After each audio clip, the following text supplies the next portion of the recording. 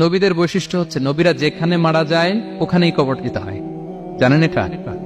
বিষ্ণু ইসলাম মারা গিয়েছিলেন আম্মাজান আয়েশা রাদিয়াল্লাহু তাআলার ঘরে, ফলে ওখানেই বিষ্ণু ইসলামের কবর রয়েছে, ওখানেই কবর। এবং ওই কবর দেওয়ার পরেই ওই কবর দেওয়া ঘরের ভিতরে আম্মাজান আয়েশা রাদিয়াল্লাহু তাআলা যতদিন বেঁচে ছিলেন ওখানেই ছিলেন, কবরের পাশে। এরপরে বাবা মারা গেলেন আবু বকর, বিষ্ণু ইসলামের পাশে কবর দেয়া হলো, বাবা আর স্বামীর পাশেই থাকলেন। এরপর ওমরে ফারুক মারা গেলেন, ওনারও কবর দেয়া হলো। কিন্তু এখন তো আর বাবা আর স্বামীর সাথে পর্দা নাই, ওমরে ফারুকের সাথে তো পর্দা আছে। তো তখন তিনি ঘরটা হয়ে গেছে ছোট, তিনটা কবরে অনেক জায়গা স্পেস নিয়ে গেছে। এখন অল্প একটু জায়গা পর্দা টাঙিয়ে দিলেন ওমরে ফারুকের সাথে পর্দা হিসেবে, ছোট্ট একটা জায়গায় যতদিন বেঁচে ছিলেন ওখানটাতেই ছিলেন। ওমরে ফারুক যখন আমিরুল মুমিনিন খলিফা, তখন ছেলে আব্দুল্লাহকে পাঠিয়েছিলেন যে যাও একটা অনুমতি আগে থেকে নিয়ে রাখো আম্মাজান আয়েশার কাছ থেকে, যেহেতু ঘরটা ওনাকে বলে রাখো যে আমি মারা গেলে যেন আমার দুই বন্ধু মুহাম্মদ সাল্লাল্লাহু আলাইহি ওয়াসাল্লাম এবং আবু বকরের পাশে যেন কবর দেয়া হয়। আব্দুল্লাহ এসে বলল, আব্বা জান তো এই পয়গাম পাঠিয়েছেন। আয়েশা রাদিয়াল্লাহু তাআলা আনহা বললেন, আমার খুব ইচ্ছা ছিল আমি আমার স্বামী এবং বাবার পাশে শোবো, কিন্তু আমিরুল মুমিনিন যখন চেয়েছেন এটাকে আমি ফিরিয়ে দিতে পারি না। ঠিক আছে যাও, তোমার আব্বাকে বলো তোমার আব্বাই শোবেন ওই জায়গায়। আচ্ছা, তো ওমরে ফারুক আপনারা জানেন অ্যাসাসিনেশনে ইন্তেকাল করেছেন, আত্মাইর আঘাতে, ছুরিকাঘাত করা হচ্ছে কয়েকবার, স্টেবিং। এত জখম হয়েছে দুধ দিলে ওই জায়গা দিয়ে দুধ বের হয়ে যায় না, বীজ পানি দিলে বের হয়ে যায়। তো সবাই বলল, আমিরুল মুমিনিন আপনি এবার ওসিয়ত করেন, কে হবে আপনার পরে লিডারশিপ, কে নিবে? মুসলিম উম্মাত অনেক বড় হয়ে গেছে।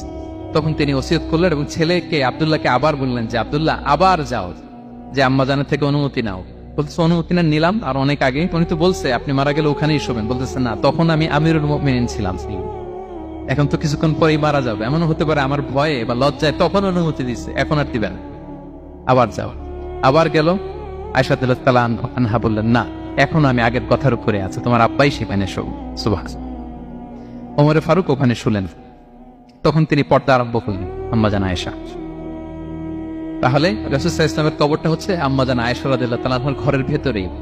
আপনারা মসজিদে নববী যারা ভিজিট করেছেন তারা জানেন যে আপনারা যখন কিবলামুখী হয়ে নামাজ পড়েন, বাম দিকে বিষ্ণু সাল্লাল্লাহু আলাইহি ওয়াসাল্লামের কবর, সেখানে রাসূল সাল্লাল্লাহু আলাইহি ওয়াসাল্লামের পাশে আবু বকর এবং ওমরে ফারুক রাদিয়াল্লাহু তাআলা আনহুমা শুয়ে আছেন।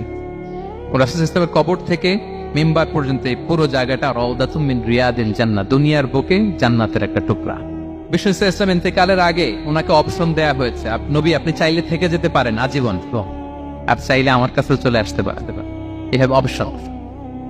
বিষ্ণু সাল্লাল্লাহু আলাইহি ওয়াসাল্লাম তার রবের সাথে সাক্ষাৎকে চুজ করেছেন এবং ইন্তেকালের আগে তিনি পড়েছিলেন আল্লাহুম্মা গফিরলি ওয়ারহামনি ওয়ালহিকনি বির-রাফিকিল আ'লা, আল্লাহ আপনি আমাকে ক্ষমা করুন, আল্লাহ আপনি আমার প্রতি রহম করুন, আল্লাহ আমি আপনার সান্নিধ্যে যেতে চাই, পৃথিবীতে থাকতে চাই। সুবহানাল্লাহ। অপশন দেওয়া হয়েছে, আপনার অপশন দেওয়া হবে, হ্যাঁ চাইলে আজীবন থাকেন। আমরা অপশন পেলে তো বলতাম আল্লাহ যা হয়েছে এখানেই থাকতে চাই, কি বলেন?